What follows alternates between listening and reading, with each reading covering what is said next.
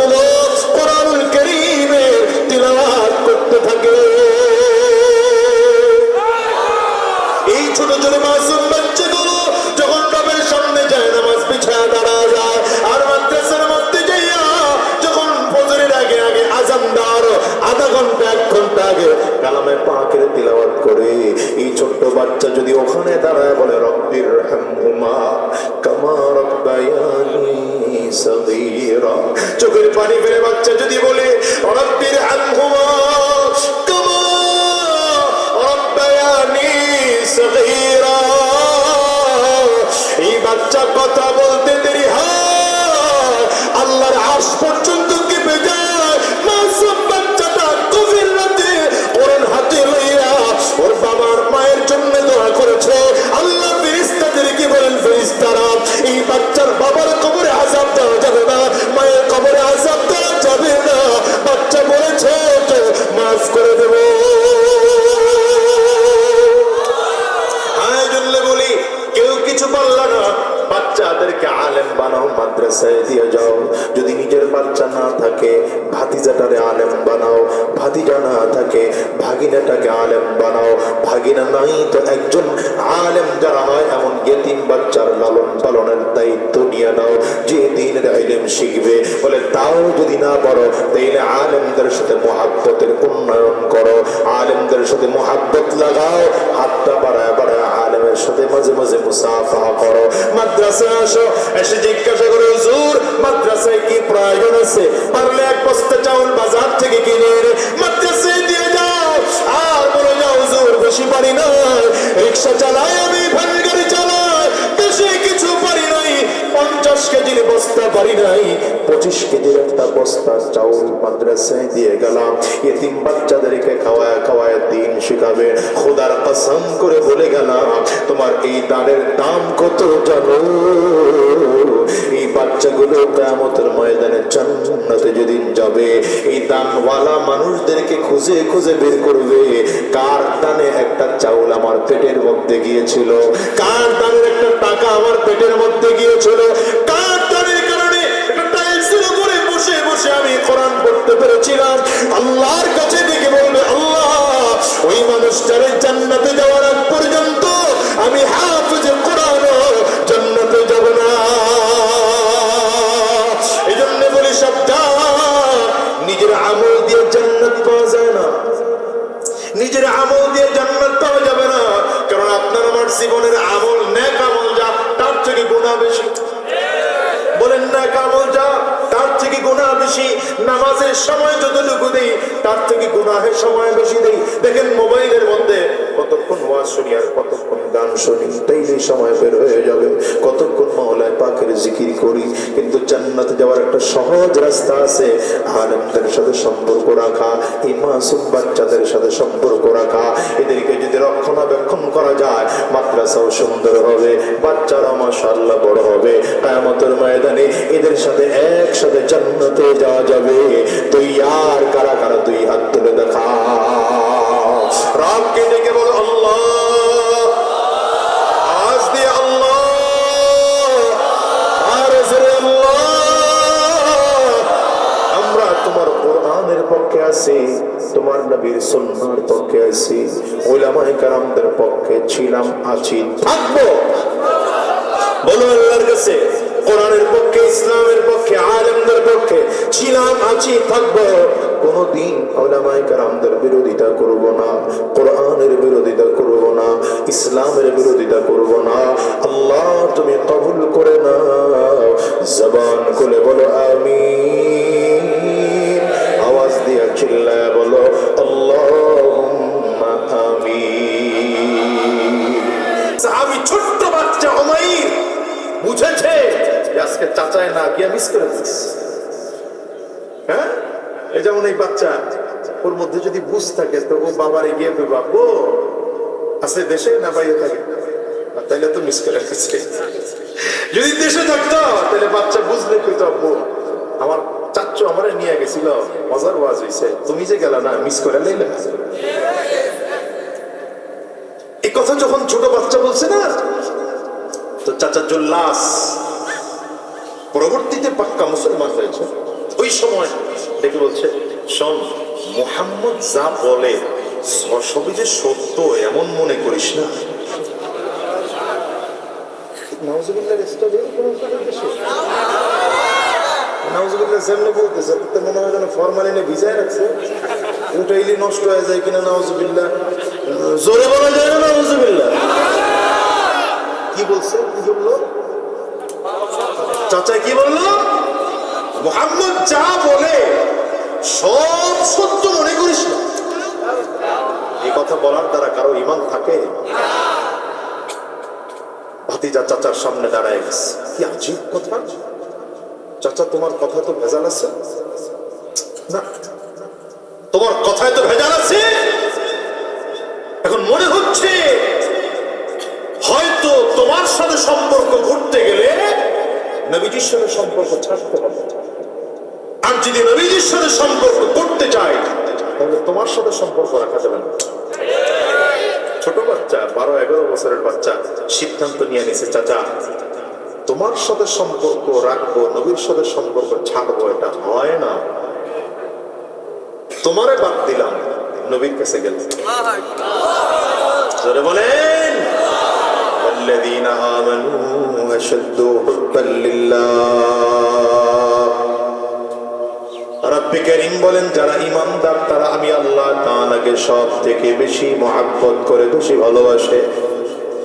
পয়গম্বর বলেন, লা ইউমিনু আহাদুকুম হাত্তা আকুনা আহাব্বা ইলাইহি মিন ওয়ালিদিহি ওয়া ওয়ালাদিহি ওয়ান নাসি আজমাইন।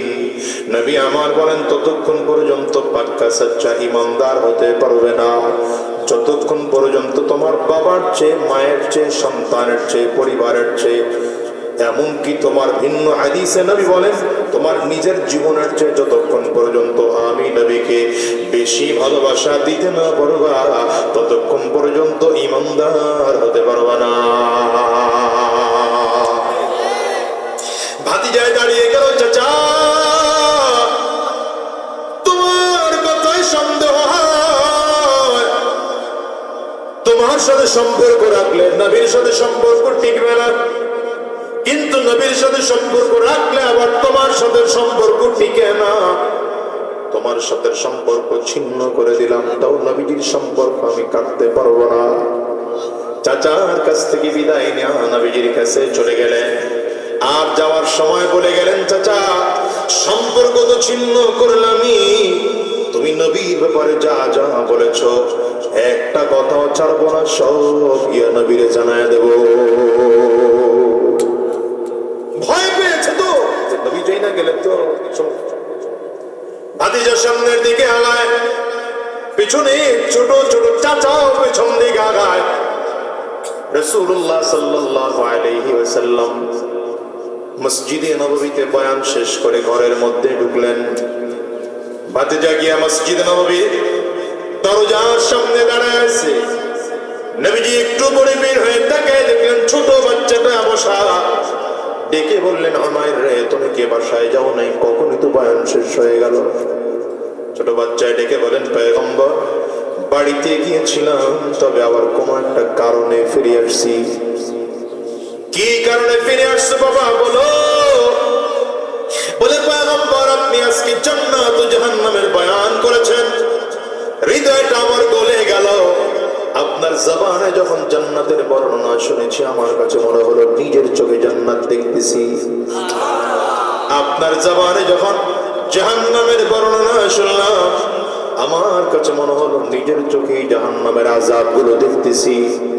কিন্তু পয়গম্বর আপনার এই কথাগুলো যখন গিয়ে আমার চাচার কাছে আমি বললাম, চাচা বিশ্বাস করে না, বরঞ্চ আপনাকে বলতে চায় আপনি যা বলেন সব নাকি সত্য না।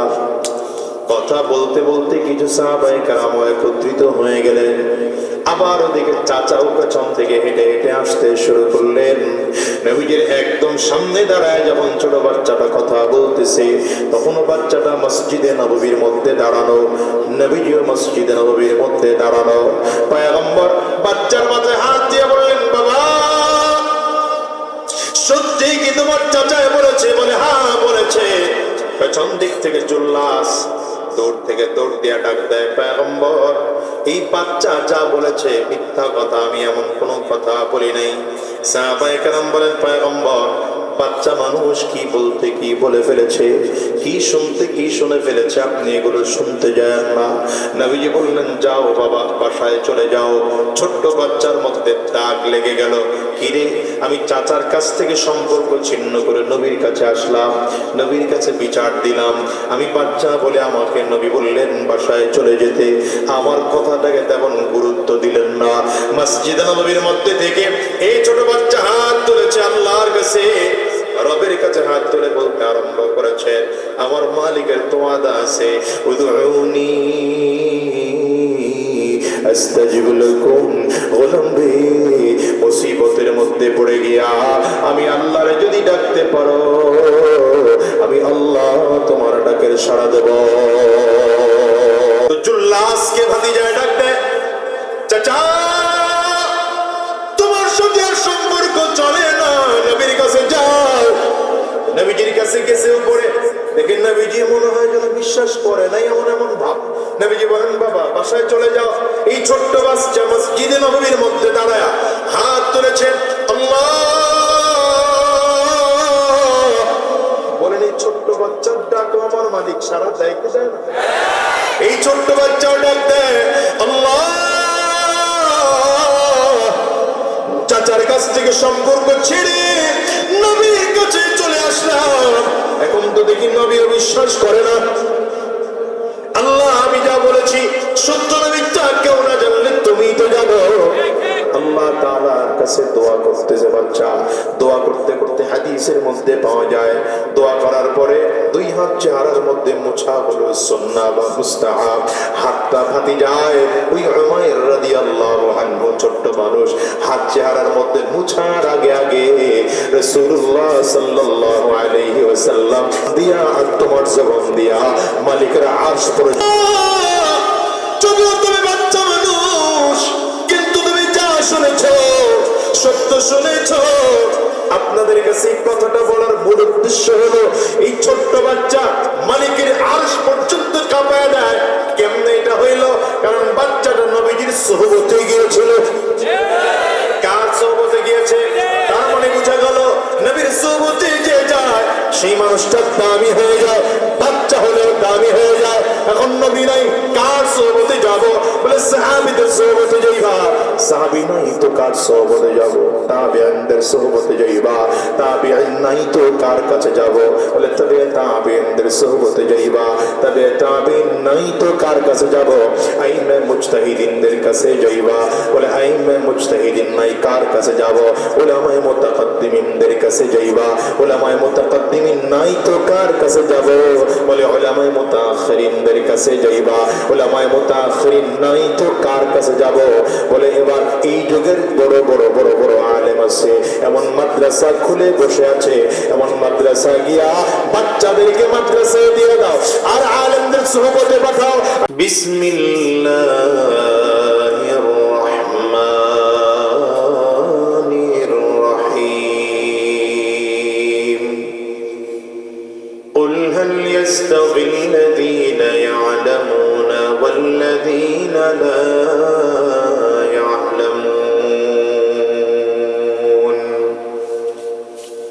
صدق الله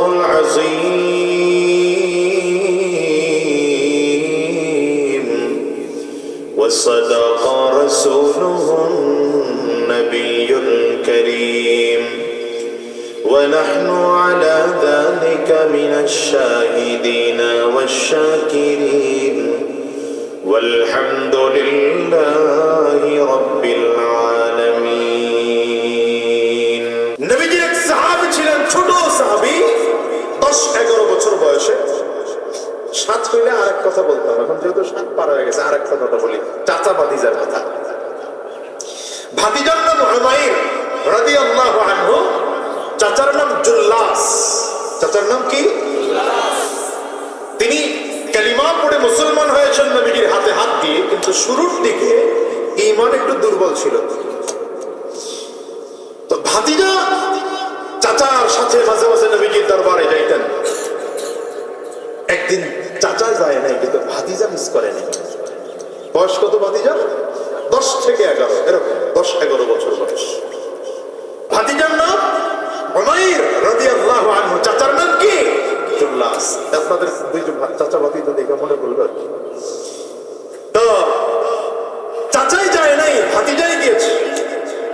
ঘটনাক্রমে ভাতিজা যেদিন গিয়েছে ওই দিন রাসূলুল্লাহ সাল্লাল্লাহু আলাইহি ওয়াসাল্লাম জান্নাত ও জাহান্নামের বয়ান করেছেন। ভাতিজা শুনে হৃদয় ভরে বাড়ির দিকে যাচ্ছে, তাকায় দেখে চাচা রাস্তার পাশে ক্ষেতের মধ্যে কাজ করতেছে। দূর থেকে ডাক দিয়া কয়, চাচা আজকে যে গেল না নবীজির দরবারে, বিশাল কিছু মিস করে ফেলেছে, বিশাল কিছু মিস করে ফেলেছে চাচা আজকে। আমাদের দেশে তো এটা নাই। আজকে জুমায় যে গেল না, অনেক মিস করে ফেলেছে, কেউ বলার লোকই নেই। কারণ জুমাতে আল্লাহ মাফ করুন, হুজুররা রাগ করেন না, এখন জুমাতে হুজুররাও এক সপ্তাহে কেমন নির্দেশনা দিয়ে চলবে এটা ছিল মূল। এই সিস্টেমে ওয়াজ করেও না, আর আমার দেশের মানুষগুলো জুমাতে কিছু শিখতে আসেও না। আমি আরো আশ্চর্য হয়ে যাই, এতদিন ওয়াজ মাহফিল গুলোতে বাধা দিত ওই দলের লোক, এখনো আবার নতুন করে শুরু করেছে ওয়াজ মাহফিলে বাধা দেয় এই দলের লোক। যাদেরকে আমরা আপন মনে করতাম, এরা দেখি এরা মাহফিলে বাধা দেয়। আজীব হয়ে যায় যে মানুষের ব্রেইন কত নষ্ট হয়ে গেছে।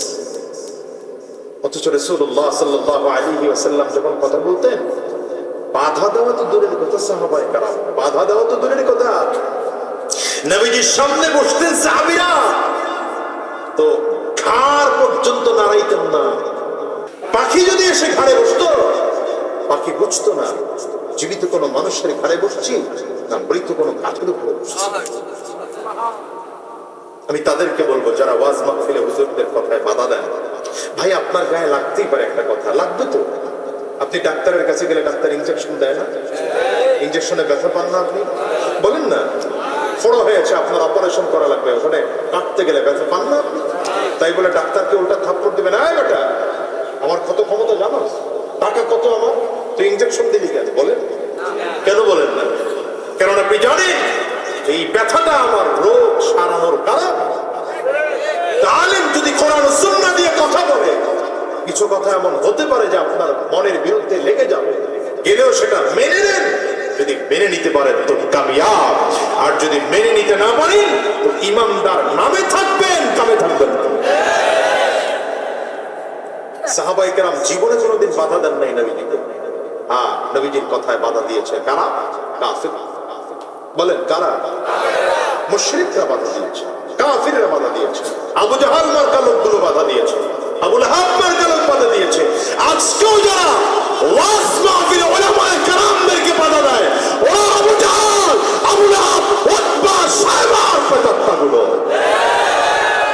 আগের যেগুলো বাধা দিছে ওরাও দেশে নেই। আমরা আলহামদুলিল্লাহ এখন বুকটান করে কথা বলি, ওরা আমাদেরকে বাধা দিয়া বহুত বলছে। ওই যে গেট দিয়ে ঢোকার আগে আগে বলছে, আপনাদের এই মাহফিল না, অনেক মাহফিলে গেট দিয়ে ঢোকার আগে নেতা দাঁড়াইছে, এ পর্যন্ত আসছেন, এটা জায়েজ ছিল, গাড়িটা ঘুরে যান, ভিতরে ঢোকা জায়েজ না।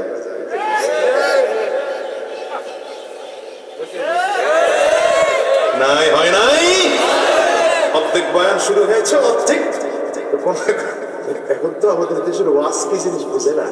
তো দেখছে হ্যাঁ নেতার বিরুদ্ধে গেছে, আমার কি নেতার বিরুদ্ধে দরকার আছে? নিজের ভাই নেতার বিরুদ্ধে বলে আমি কোরআন হাদিসের কথা বলছি, কারো গায়ে লেগে গেছে, ভাই এটা কি করার আছে?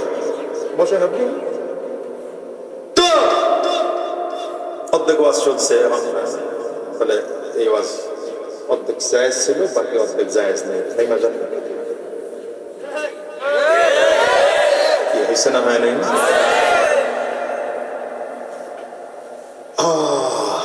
কোথায় তারা আজ তারা কোথায়? থানার ওসি সাহেব ফোন দিয়ে বলেছে, চেয়ারম্যান সাহেব আসছেন ভালো, কি ভাব চেয়ারম্যান সাহেব আসছেন ভালো, কিন্তু ওয়াজ করুন না, না করুন চলে না। আমি তো তাকায় তাকায় বলি, ওই ওসি গুলো কোথায়? ওই এসআই, ওই এসপি, ওই ডিসি গুলো কোথায়? তারা ওই ওই নেতাগুলো কোথায় যারা ওয়াজ মাহফিলে বাধা দিয়েছে? কোরআনের কথা তখনও বলেছি, এখনো বলছি, ইনশাআল্লাহ মরণ পর্যন্ত বলবো। আর বাধার জন্য কোরআনের কথা বন্ধ করব না। আপনারা কি রাখতেছেন? জুমার দিনে আসলে যে কি ফায়দা এটা তো বুঝেনি নেই। এই জন্য আপনি কোনোদিন বাসায় গিয়ে বলেন নাই যে আজকে হুজুরের বয়ানটা মিস করলি, গেলে কত ফায়দা হইতো।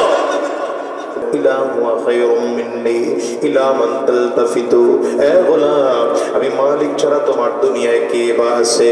আমি আল্লাহ ছাড়া তুমি আর কার কাছে কি চাও? আমি আল্লাহ ছাড়া কার কাছে কি ডাকো? বলো তো, দুনিয়ায় চাওয়ার দরকার হলে সব কিছু চাবো কার কাছে? আঙ্গুলো চা করে চিল্লায় বলো। সন্তান নাই চাইব কার কাছে? সম্পদ নাই চাইব কার কাছে? সবাই আঙ্গুলটা উঁচা করতেই পারলেন না। সম্পদ নাই তো যাবো কার কাছে? বাড়ি গাড়ি নাই তো যাবো কার কাছে? মুসিবতে পড়ে গেছি মুক্তির জন্য বলবো কার কাছে? আল্লাহর কাছে বলবো, কারণ দেওয়ার মালিক দুনিয়ার কেউ নয়, দেওয়ার মালিক একমাত্র কে? জবান খুলে তুমি ছাড়া কেউ নেই, মালিক বলে তারে ডাকবো। আছে আর কেউ? তুমি ছাড়া কেউ নেই, মালিক বলে তারে ডাকবো। হো, তুমি ছাড়া কেউ নেই, মালিক বলে তারে ডাকবো। পারবেন না বলতে এতটুকু? বলেন না। তুমি ছাড়া কেউ নেই, মালিক বলে তারে ডাকবো। আরো বলে, ভালো করে বলেন, দিলটা উজাড় করে বলেন না। তুমি ছাড়া কেউ নেই, মালিক বলে তারে, তুমি ছাড়া কেউ নেই, ভালোবেসে তার ছবি আঁকবো। তুমি ছাড়া কেউ নেই, মাবুদ বলে তাকে ডাকবো। ডাকার মতো একজনই আছেন, তিনি আমার আল্লাহ। জোরে বলেন কে? আঙ্গুল উঁচা করে আওয়াজ করে চিল্লা ডাক দেন আল্লাহ। মালিক রে, কোন বান্দা যদি ডাকার মতো ডাকতে পারেন তো আমার মালিক বান্দার ডাকের জবাব দেওয়ার জন্য তৈয়ার হয়ে যায়। কারণ আল্লাহ পাকের ওয়াদা আছে, উদউনি আস্তাজিব লাকুম। গোলাম রে, মুসিবতের মধ্যে পড়ে গিয়েছো, বিপদের মধ্যে পড়ে গিয়েছো, আমি আল্লাহকে যদি ডাকার মতো ডাকতে পারো, আমি আল্লাহ তোমার ডাকের সাড়া দেওয়ার জন্য তৈয়ার। বান্দা মুসিবতের মধ্যে পড়ে গিয়েছো, বিপদের মধ্যে পড়ে গিয়েছো, আমি আল্লাহকে বলো, আমি আল্লাহ তোমার সাহায্য করার জন্য। ওয়া ইযা সাআলাকা ইবাদি আন্নী ফাইন্নী করিব।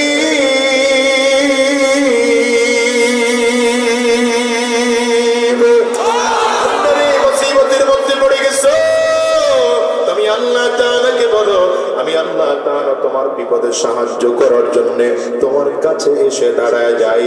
এই জন্য বন্ধু, যাওয়ার দরকার হলে আল্লাহর কাছে যাবো। আরে বেঈমান তো আল্লাহর কাছে চাইয়া পাইছেন, আমরা মুসলমান হইয়া কেন চাইয়া পাবো না? যাওয়ার মতো চাইতে হবে, ঠিক না বেটি? আওয়াজ করে বলেন। ফিরআউন তো আল্লাহর কাছে চাইয়া পাইছে। ফিরআউন, ফিরআউন যার মধ্যে ঈমান নাই, এমন ফিরআউন আল্লাহর কাছে যাওয়ার মতো চাইতে পেরেছে, তো আল্লাহ ফিরআউনকে দিতেও দ্বিধা করে নাই। তুমি আর আমি তো ঈমানদার, মালিকের কাছে চাইলে কেন পাই না? তার মানে চাওয়ার মতো চাইতে পারি না। চাওয়ার আগে চিন্তা করি, নেতা দেয় যদি চাওয়ার আগে নেতার কাছে যায়। চাও তো মালিকের কাছে চাও। সাহাবায়ে কেরাম তো জুতার ফিতা ছিঁড়ে গেলে মুসির কাছে যাওয়ার আগে 2 রাকাত নামাজ পড়ে বলতেন, আল্লাহ আমার জুতার ফিতাটা আগে ছিঁড়ে গেছে, এটারে ভালো করে দাও। সাহাবায়ে কেরামদের তো যা প্রয়োজন ছিল আগে নামাজ পড়া বলতেন আল্লাহ, এরপরে কোথাও হাজাত দরকার হলে যাইতেন।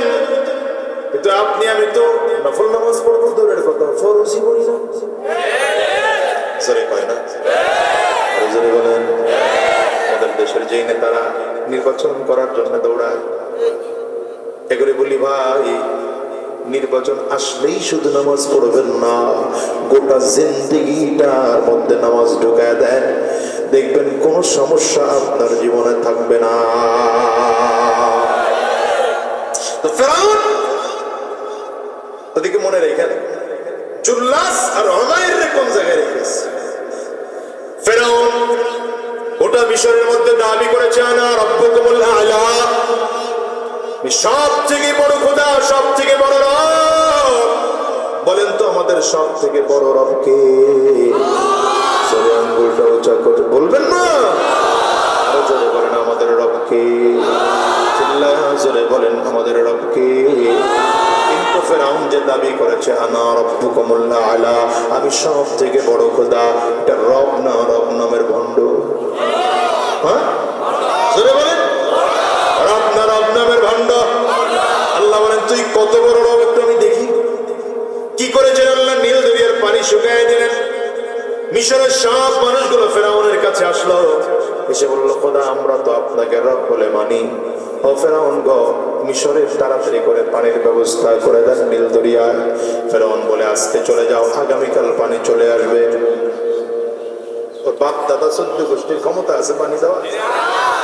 একদিন চলে গেলে পানি আর আসে না। লোকজন দ্বিতীয় দিন আবার আসছে, পানি কই? বলে আগামীকাল। আবার লোকজন আসছে, তৃতীয় দিন পানি কই? বলে আগামীকাল। কয়দিন হয়ে গেছে?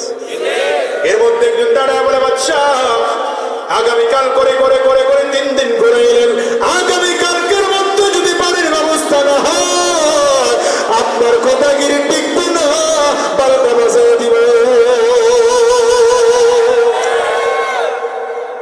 ফেরাউনের মনে ভয় ঢুকছে, আসলেই যদি এমন হয় খোদাগিরি তো টিকবেই না, আমি নিজেই বাঁচবো না। হ্যাঁ কি করবে ফেরাউন? বেচাইন হয়ে গেল, পেরেশান হয়ে গেল। আলটিমেটাম 24 ঘন্টার, যেমন আমরা আলটিমেটাম দিয়েছিলাম 45 মিনিটে। কতক্ষণে? 45 মিনিটের মধ্যে ছাড়ো, এইলে ওয়াল ভাঙবে, শরীরের কাপড় ছিঁড়বে, পাড়ায়া মাটির সাথে মিশায় ফেলবে। ঠিক আছে, পাওয়ারে জোর হচ্ছে না? হ্যাঁ জোরে বলো, ঠিক না বেটে? 24-এর গণঅভ্যুত্থানের ছাত্ররা দেখিয়ে দিয়েছে শাহজালালের জমিনে, শাহ ইয়ামানের জমিনে, শাহ মাকতুমের জমিনে কোন জালিম স্বৈরাচারের পতন এদেশে এই জমিনে বসবাস হবে না, হবে না, হবে না। ঠিক কিনা বলো? এক জায়গা থেকে শিক্ষা নতুন করে বেশি লাভালাভি করতে যাও না, সাবধান হয়ে যাও। আল্লাহ আমাদের হেফাজত করুন, আমিন বলেন। ফেরাউন চিন্তা করুন আগামীকালকের মধ্যে বানিয়ে আসলে খবর আছে। একা একা রাতের অন্ধকারে দৌড়ায়, পুলিশ নাই, আর্মি নাই, র্যাব নাই, মিডিয়ার নাই, কিছুই নাই, একা একা একা একা যাচ্ছে। পাহাড়ের চূড়ায় উঠে গর্তের মধ্যে ঢুকেছে।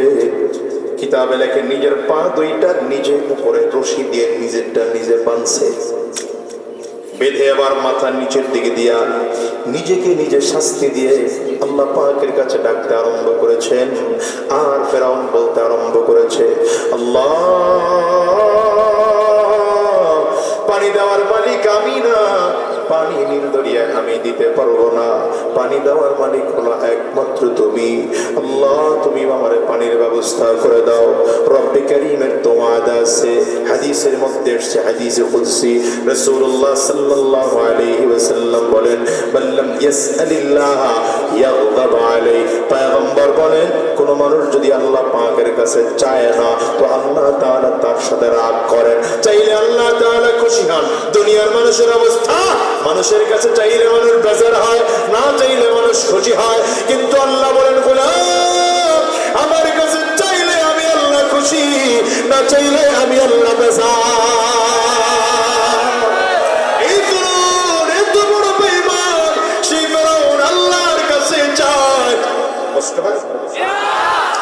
রাত ধরে ধরে চায় আর বলে আল্লাহ নীল দরিয়ার পানির ব্যবস্থা করে দাও, পানির ব্যবস্থা করে দাও। পানি যদি না থাকে খোদাগিরি আমার টিকবে না। আমি দুনিয়া চাই, আখিরাত চাই না। নাউজুবিল্লাহ। বাড়িছে এরা মনে করছে আগামীকালকে কইলে অসুবিধা হবে। জোরে বলেন নাউজুবিল্লাহ। সারা রাত দোয়া করে সকালবেলা ফজরে যখন সূর্য উঠলো, এরপরে ফেরাউন গর্তের ভেতর থেকে বের হচ্ছে, তো মুখের সামনে তাকায় দেখেন একজন সুঠাম দেহের যুবক দাঁড়ানো। যুবকের দেখলেই মনে হয় শক্তিশালী। কিছু যুবক আছে না, দেখলেই শক্তিশালী মনে হয়। এখনকার জুয়েন নেটির তো শরীরের চাপা চোপা ভাই চেহারা ব্যাস খায় চাপা।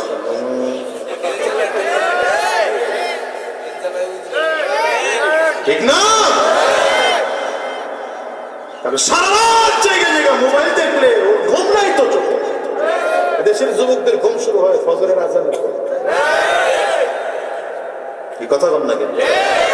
আমি এই জন্য আজকে আমার জুমার মসজিদে আজকে বলেছি, আমি উত্তরা যেখানে নামাজ পড়াই, এক এক ফ্লোরে 1000-এর উপরে মুসল্লি হয়, 7টা ফ্লোর।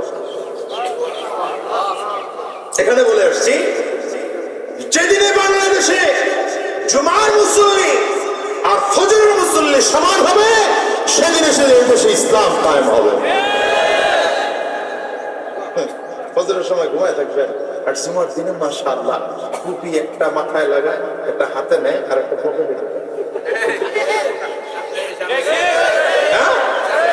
সামনের কাতারে নিয়মিত মুসল্লিরা জায়গায় পায় না। মাশাআল্লাহ ফেরাউন দোয়া করে বের হয়ে তাকায় দেখে যুবক তো সুঠাম দেহের যুবক। এই যুবকদের দেখলেই ভয় লাগে। যুবক দাঁড়ায় ডাক দিছে, গোটা মিশর শহর আপনারে খুঁজলাম, কোথাও পাইলাম না, খুঁজে খুঁজে এখানে চলে আসলাম। ফেরাউন কয় কেন আসছো? বলে বিচার দিতে আসছো, একটা বিচার করে দেন। ফেরাউন ডাকে, আরে বেটা এটা কি সিংহাসন আমার? এটা বিচার করার জায়গা? আমার সিংহাসনে যাবি, গেলে বিচার শুনবো, ফয়সালাও করে দেবো। যুবক দাঁড়ায় বলে আমার কথা না শুই না, ফয়সালা না দিয়া এক কদম সামনে বাড়াবেন,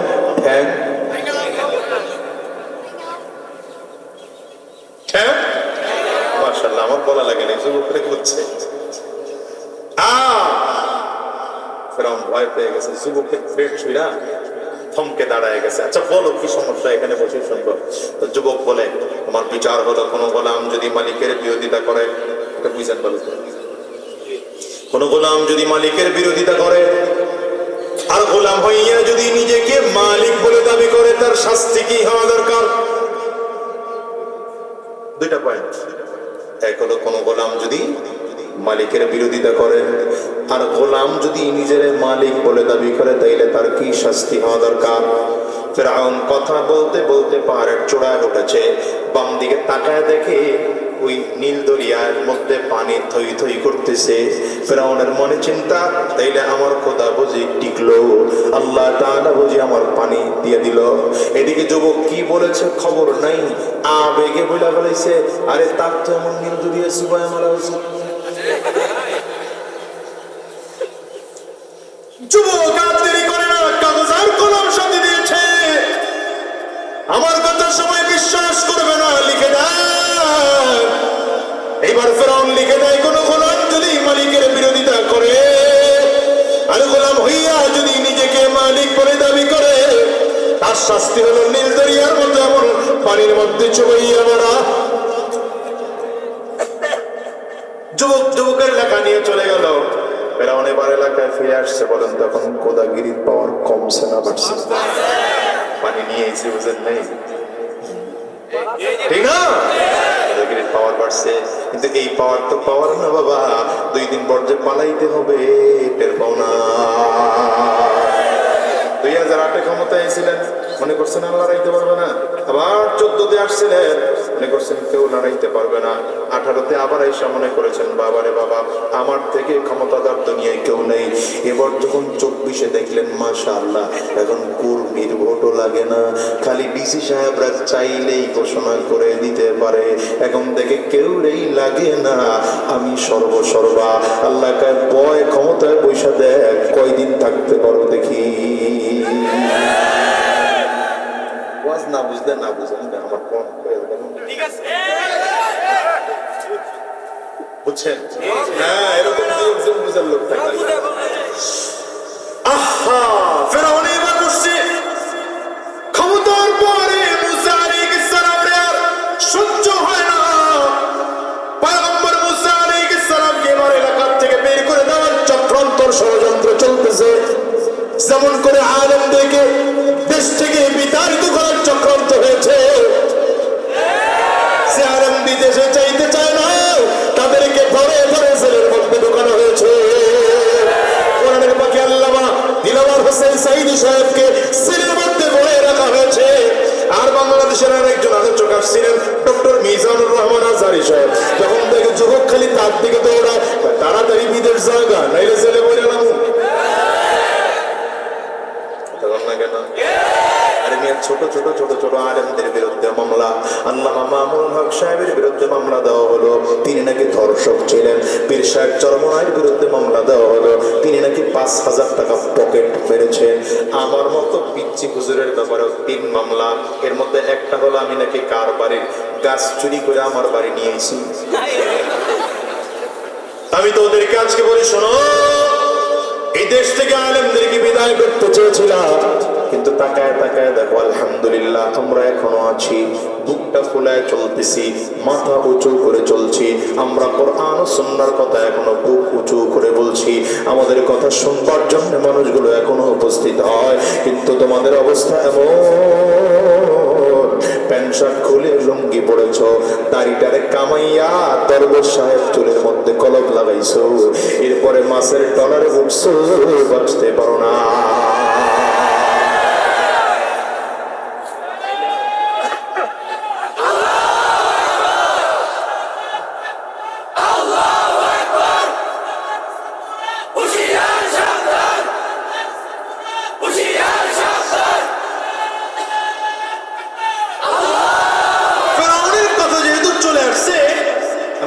জামুনা করে ফেরাউনের আরেকটু সামনে গেলে 2-3টা আল বের করা যায়, কিন্তু টাইমে কি লইতেছেন। কারণ আমার টার্গেট হলো আপনারা আমার যে কয় তারিখে দাওয়াত দিয়েছেন তারিখ ওভার করতে চাইছেন।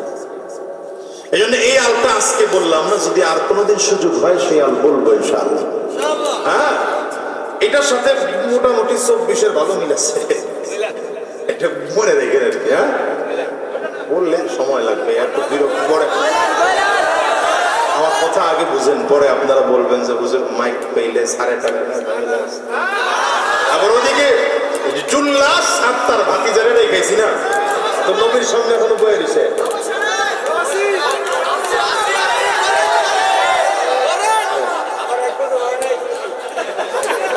তাহলে 8-10-12 মিনিট আছেন তো?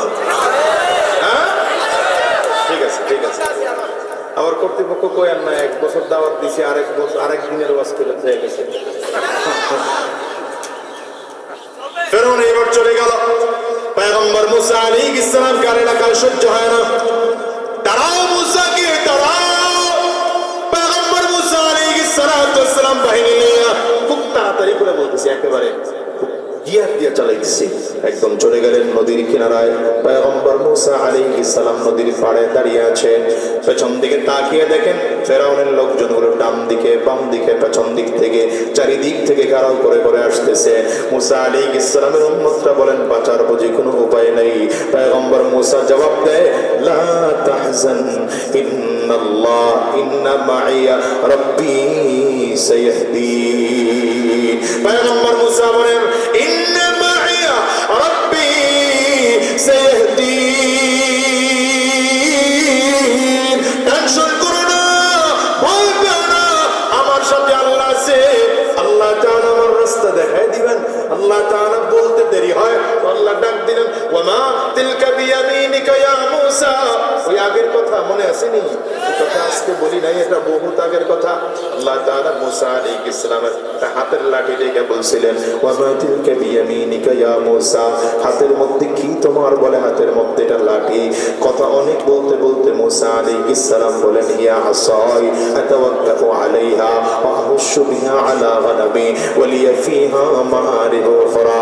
আল্লাহ হাতের মধ্যে এটা লাঠি, পাতা পারে পারে ছাগলকে চড়ায় চড়ায় খাওয়াই, আবার ছাগলকে পাতা পড়াই, মাঝে মাঝে ভর করে করে চলি। শেষে গিয়া বলে বলিয়া ফিহা মাআরিব উখরা, আরো অনেক কাম আছে, সব আপনারে বলা যাবে।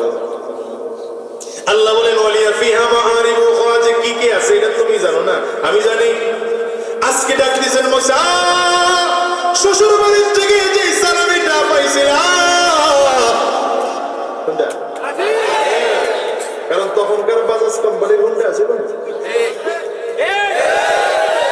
পয়গম্বর মুসা আলাইহিস সালাম লাঠিটা যৌতুক নিছিলেন না হাদিয়া? হ্যাঁ, তুমি এখন কোনটা নিতেছ? ওই লাঠি দিয়ে নদীর মধ্যে পাড়ি দাও, লাঠি দিয়ে নদীর মধ্যে পাড়ি দেয় তো একটা দুইটা নয় 12টা কার্পেটিং রাস্তা হয়ে গেল, পানি ভাগ হয়ে রাস্তা হয়ে গেল। পয়গম্বর মুসা আলাইহিস সালাম যখন নদীর মাঝখানে, ফেরাউনের লোকজনগুলো নামতেছে, লম্বা কথা, মুসা আলাইহিস সালাম ওই পার থেকে উঠে গেলেন। ফেরাউন এখন কই? নদীর মাঝখানে। আল্লাহ তাআলা ডাক দিলেন, পানি রে, আমি তোর একটু ক্ষমতা দিয়েছিলাম, কিছুক্ষণের জন্য তোর ক্ষমতা হরণ করেছিলাম, আবার তোর ক্ষমতা তোকে ফেরত দিলাম। পানির ক্ষমতা হলো মানুষকে পাইলে চুবায় চুবায় মারে, ঢেউ তৈরি করে। এখন ঢেউ তৈরি করতে আরম্ভ করলো।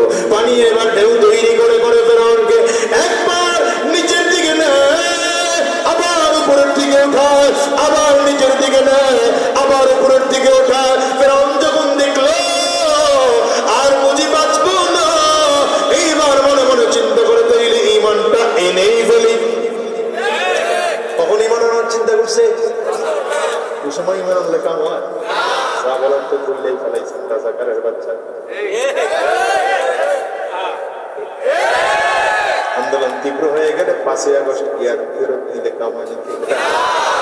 কিছু মিলছে? আরো মিলবে। একটা আল বের করলাম, এই একটা আল বের করলাম মাত্র।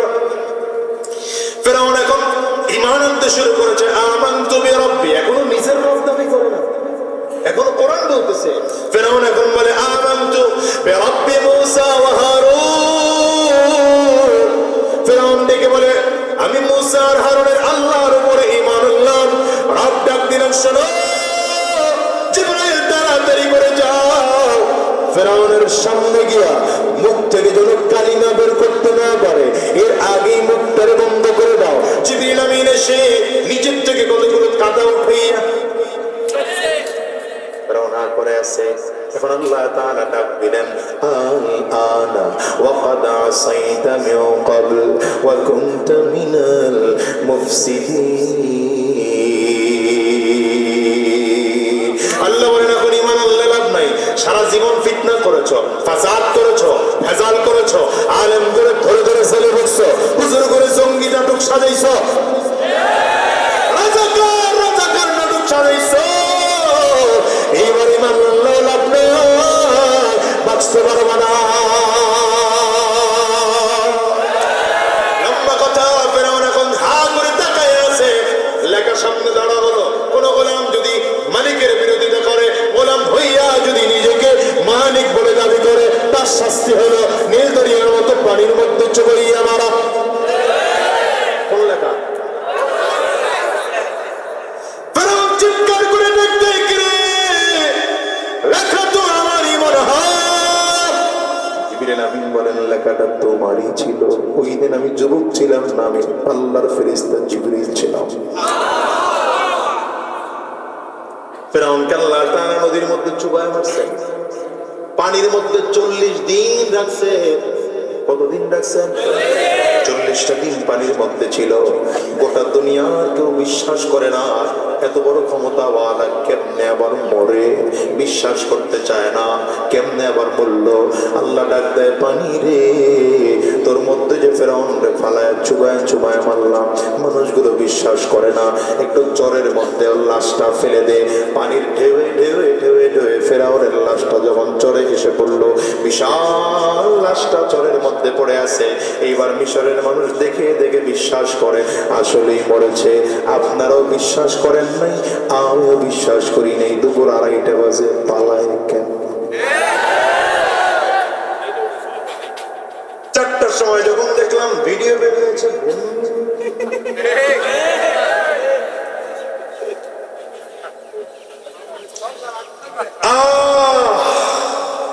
বিশাল শিক্ষা আছে এখানে। এইবার বলবো কি শিক্ষা আছে, আল্লাহ কোরআনে বলে দিয়ে গেছে। আরে ভাই, কোরআন তো 1450 বছর আগে নাজিল হয়েছে, কিন্তু কোরআনের এটা হলো জিন্দা মুজিজা, যে কিয়ামত পর্যন্ত যত সমস্যা হবে সবগুলো সমাধান আল্লাহর কোরআনে থাকবে। এটা আল্লাহ কোরআনের মুজিজা। এখন আল্লাহ তাআলা ফিরআউনের লাশটার দিকে লক্ষ্য করে বলেন, আল-ইয়াওমা নুনাজ্জিকা বিবাদানিক লিতাকুনা লিমান খালফাকা আয়া। আয় ফিরআউন, তোর লাশটাকে আমি কিয়ামত পর্যন্ত মমি করে রাখবো, ক্ষুদ্রতি মমি করে রাখবো। তোর লাশটা পোকা মাকড় খাবে না, মাটিও তোর লাশ নষ্ট করবে না, পচবেও না, গলবেও না। আমি আল্লাহ তাআলার কুদরতের মাধ্যমে তোর লাশটাকে এমন রাখবো, তোর চামড়ার গোশতগুলো হাড্ডির সাথে লেগে লেগে কাঠ হয়ে পড়ে শুকায় থাকবি। মানুষ যদি তোরে পিটায় নড়তেও পারবি না। এইটা দেখাইব কিয়ামত পর্যন্ত মানুষদেরকে স্বৈরাচারের শেষ পরিণতি এমন হয়। লম্বা কথা এতদূর বলার উদ্দেশ্য ছিল না, মূল জায়গায় যাই।